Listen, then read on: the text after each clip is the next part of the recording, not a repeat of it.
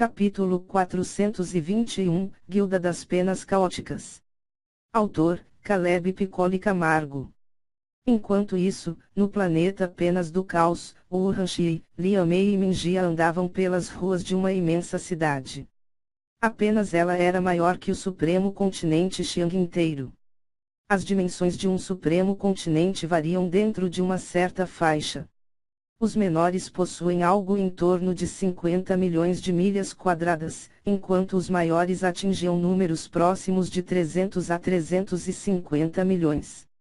O supremo continente Xiang tinha somente 60 milhões, sendo considerado um dos menores. Isso mostrava o quão insana era a diferença entre um planeta classe B e um planeta classe C. A seita da Primavera Eterna era realmente uma potência, afinal a Cidade Celestial, chamada de Cidade das Rosas Celestiais, estava sob sua tutela. Em cada canto era possível ver diversas mulheres, vestindo armaduras coloridas, seus rostos eram ocultos por capacetes, deixando à mostra apenas olhos dos mais variados tons. Cada uma levava consigo uma arma santificada e nenhuma destas guardas estava abaixo do véu da purificação. Mingia, com seu sentido divino, conseguiu identificar um padrão interessante.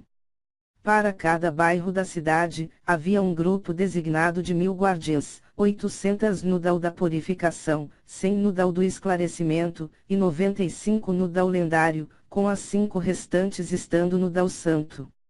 Além disso, nas ruas havia um complexo sistema de monitoramento, fazendo uso de formações de alto nível. Elas ficaram surpresas com o nível de desenvolvimento deste local.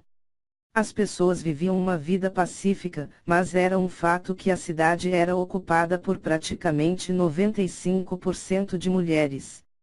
Os homens representavam os outros 5%, mas 3% eram escravos e 2% eram esposos de algumas mulheres poderosas, as quais recebiam autorização para ter filhos e família.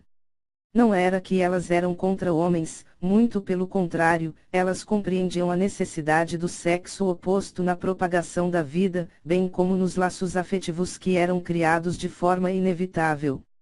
Todavia, este local era um refúgio para elas, muitas mulheres haviam sido resgatadas, ouviram caos e desastre demais, buscando auxílio neste local. Afinal, desde que a fada floral fez seu nome conhecido por todos os cantos, jamais houve um crime hediondo ocorrendo na Cidade das Rosas Celestiais. Apesar das dimensões absurdas da cidade, ela possuía apenas 1 bilhão de pessoas. Além disso, o baixo número de homens se referia aos moradores do local, mas se fosse levado em conta viajantes, comerciantes temporários e alguns outros, o número de homens ficava próximo de 30%. Então, após estudarem as informações à vista, compreendendo o local de uma forma geral, Urhanshi, Liamei e Mingia decidiram ir para um outro local. Elas chegaram em frente a uma grande construção, era um grande templo. Em cada andar havia diferentes decorações, bem como diferentes materiais para a sua construção. Uma grande escadaria, com quase 100 metros de altura, fazia o caminho até um grande portão de madeira. Nesta escadaria, os degraus eram repletos de entalhes, realmente uma obra-prima. As 3 fizeram seus caminhos até o grande portão, Urhanshi empurrou ele, o qual abriu-se de forma suave e silenciosa. Assim que fez isto, as 3 se depararam com um grande salão, no qual havia uma quantidade insana de pessoas. Ali era possível ver homens, mulheres e diversas raças em suas formas humanoides. Alguns levavam machados tão grandes quanto seus corpos, outros varinhas em suas cinturas ou cajados em suas mãos, alguns carregavam grandes escudos, espadas e diversos outros equipamentos. No centro do salão havia uma grande bancada circular, na parte de dentro havia um grupo de jovens mulheres que gerenciavam as pessoas que se achegavam até os balcões. Ao olhar para o teto, era possível ver o nome do local, feito de ouro e prata, dizendo, Guilda das Penas Caóticas. Além disso, nos 4 cantos, haviam escadas que levavam ao segundo andar, porém, o tráfego de pessoas era bem menor. Com licença. Eu gostaria de algumas informações, disse Liam May para uma das mulheres na bancada. Oh! Eu sou Vuon May, diga-me, o que a senhorita necessita? Nós três gostaríamos de nos inscrever, Liam May. Claro. Por favor, preencha este formulário e serão levadas no próximo grupo de testes, Vuon May. Obrigada, Liam May. A moça entregou 3 formulários, nos quais era preciso colocar algumas informações comuns, como nome, idade, sexo, raça, tipo de arma usada e mais algumas questões simples. Elas resolveram usar seus próprios nomes, já que a informação do planeta Plumas ao Vento estava relativamente bem contida. Sendo assim, não demorou mais que alguns minutos para elas serem chamadas. Urhanshi, Liam May e Minjia se juntaram a um grupo de 100 pessoas. Liderando o grupo havia uma mulher com idade entre 40 a 50 anos, seu cultivo estava firmado no pico do 5º grau do Dao Santo. Ela carregava um lindo sabre cristalino em sua cintura.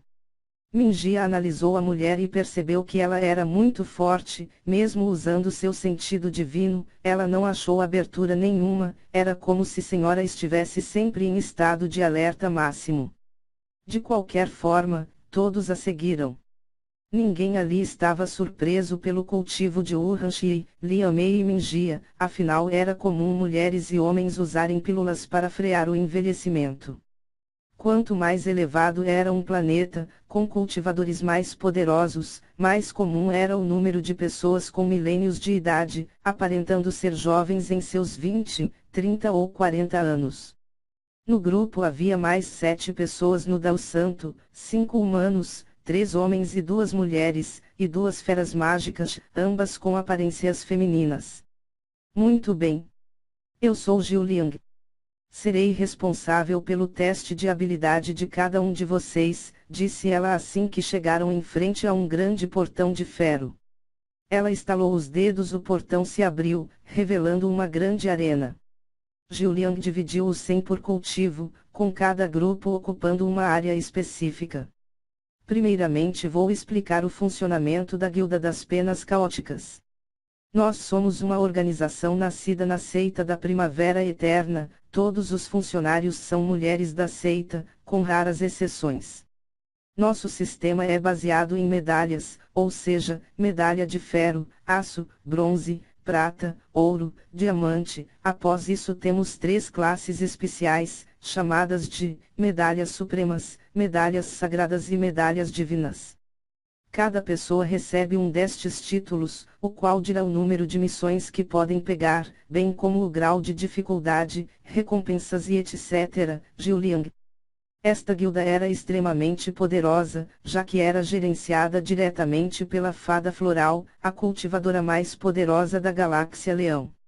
Isso deixava claro que alguém sob os cuidados da guilda era detentor de grande poder, mas também se devia ao fato de que era extremamente difícil passar no teste.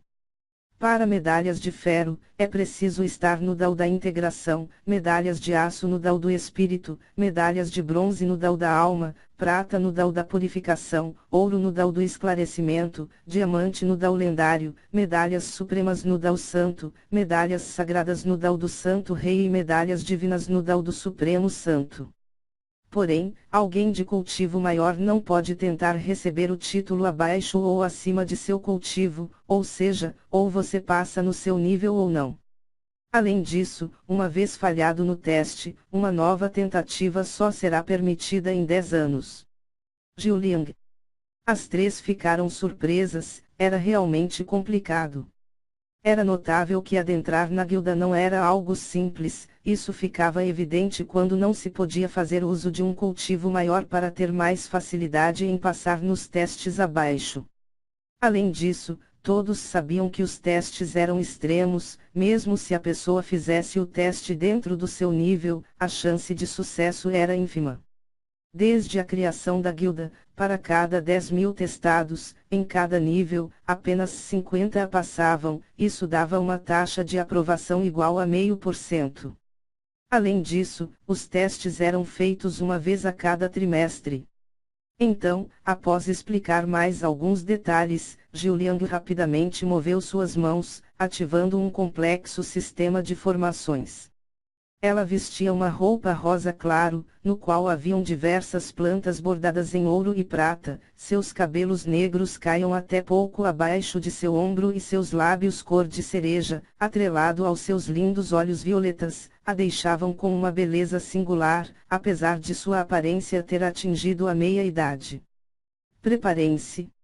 Formem uma fila única em cada estágio. Cada um fará o teste apenas uma vez, sem repetições, sendo assim, deem o seu melhor. Jiuliang. O grupo de 100 pessoas rapidamente se dividiu nos locais correspondentes ao nível de cultivo. 10 no Dao Santo, 20 no Dao Lendário, 30 no Dao do Esclarecimento e 40 no Dao da Purificação. Jiuliang ficou surpresa pelo grande número de pessoas no Dao Santo, mas feliz, afinal isso era melhor para ela.